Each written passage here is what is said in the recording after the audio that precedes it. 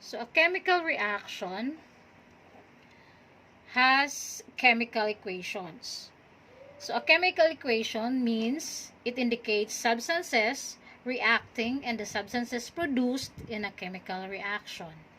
A chemical equation also shows the ratio in which substances react or are produced. A chemical equation will usually be written with the reactants on the left side of an arrow and the products on the right side of an arrow. A chemical equation also is a word equation, can describe a chemical reaction. For example, hydrogen gas and oxygen gas has react to form or yield water vapor.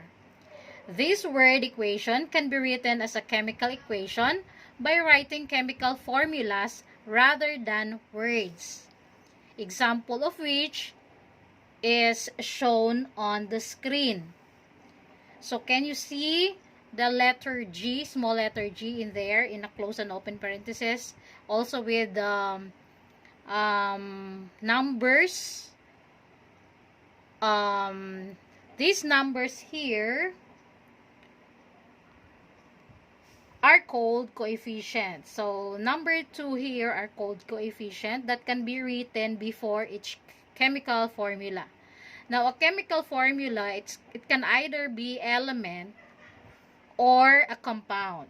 In this case, these reactants are elements. So since this is a gas, it is written here, the small letter G here is denoted as or abbreviated by chemists as gas, no? So also with oxygen gas, they are both diatomic. So when we say diatomic, they have 2 atoms here. So hydrogen gas has 2 atoms, so diatomic po siya.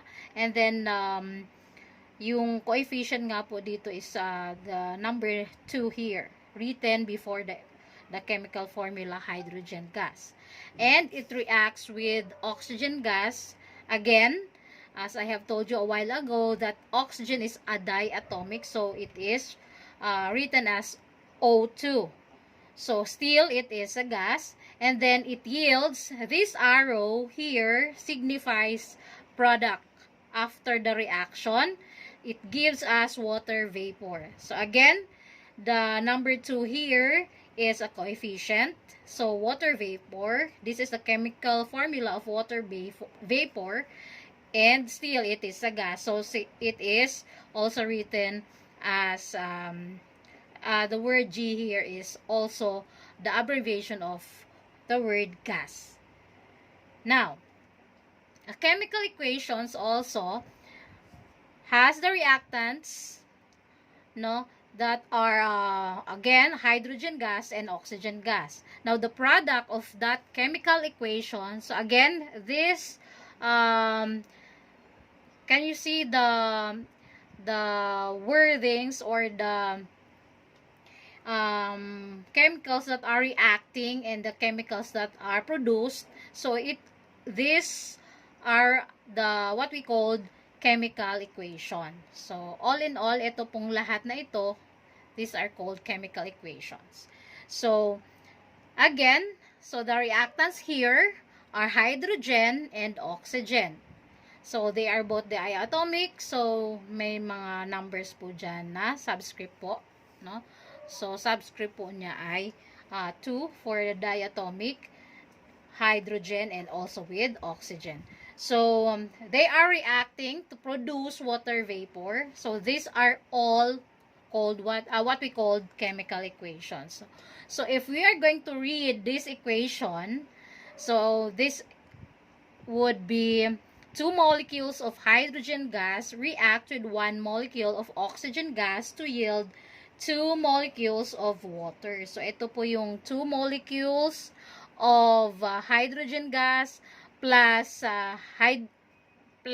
or reacted with 1 molecule. So there is no need to write 1 here as coefficient. So this is automatically be having one molecule of oxygen gas. Okay, so reacting, the hydrogen gas again is reacting with one molecule of oxygen that gives us or yields two molecules of water vapor. So that is how we are going to write the wordings of that equation.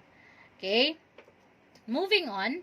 So chemists again show the states or phases of the reactants and products by using abbreviations, as I have told you a while ago. So since we have an example of a gas, again, G here means gas or vapor.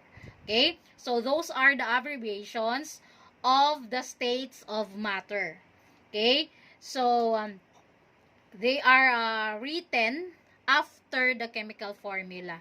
So after the chemical formula, you can see S there. That means it is a solid. For C naman po, it is a crystalline sample. And then for letter L, it means liquid. So G again means gas or vapor. When we say, we can see AQ here, it means substance that is dissolved in water. So from the word aqueous or aqua, which is water, no? So that substance was dissolved in water. So aqueous solution, right?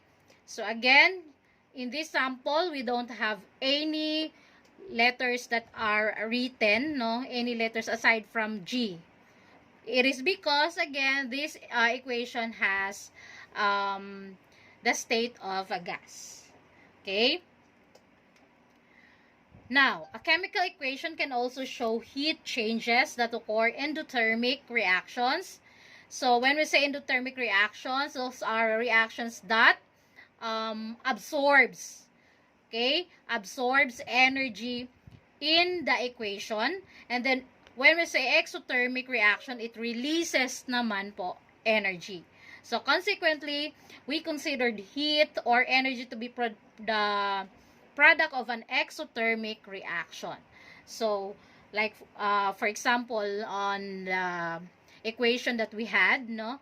So, the it is an example of an exothermic reaction since that equation releases energy. So, since that is a gas, it releases an vapor po, no? So, again, it uses, it releases energy. Okay. Now, on a chemical reaction, there is a need for us to follow the law of conservation of mass. Now, the law of conservation of mass was being discovered by Anton Laurent Lavoisier. It is from 1743 to 1794. No?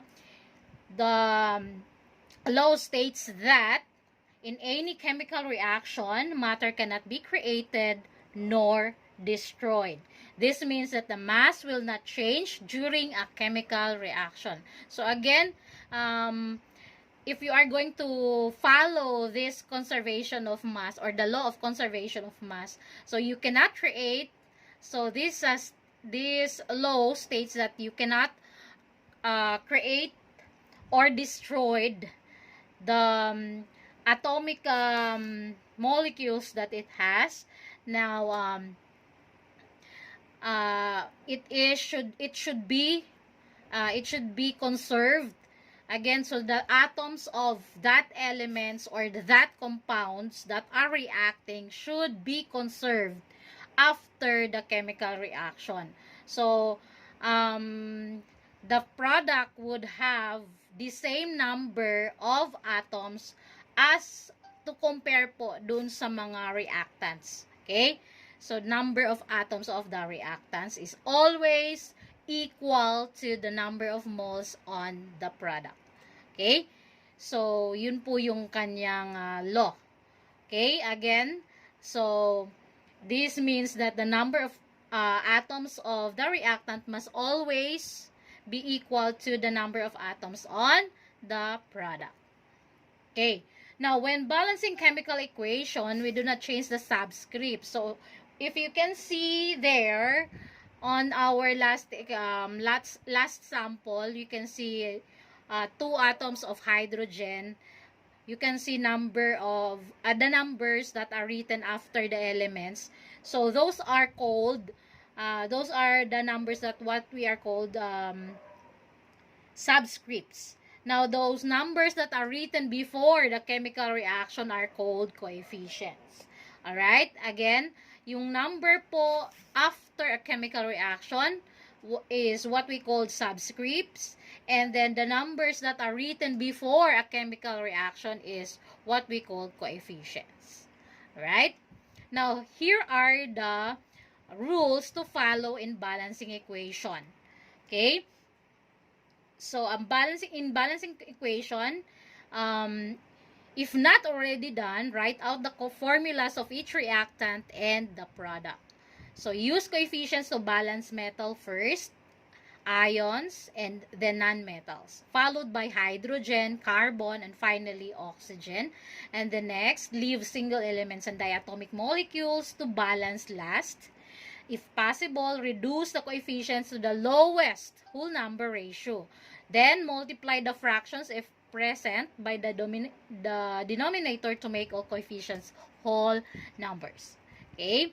Example. Okay? Here is an example. Balance the following equation. So, we have here the reactants, which is C3H8, reacting in an oxygen gas. And then, this arrow here will separate the reactants and the product. So, here are the reactants, itong mga numbers na to, and the elements. And also with the compounds, itong compound na po ito. When we say compound, this is the combination of elements. Okay? This one here is reacting with this compound. So, ito po ang element, which is oxygen po. And then, it will give us carbon dioxide and water. So, yan po yung ating sample. So, what we're going to do is this.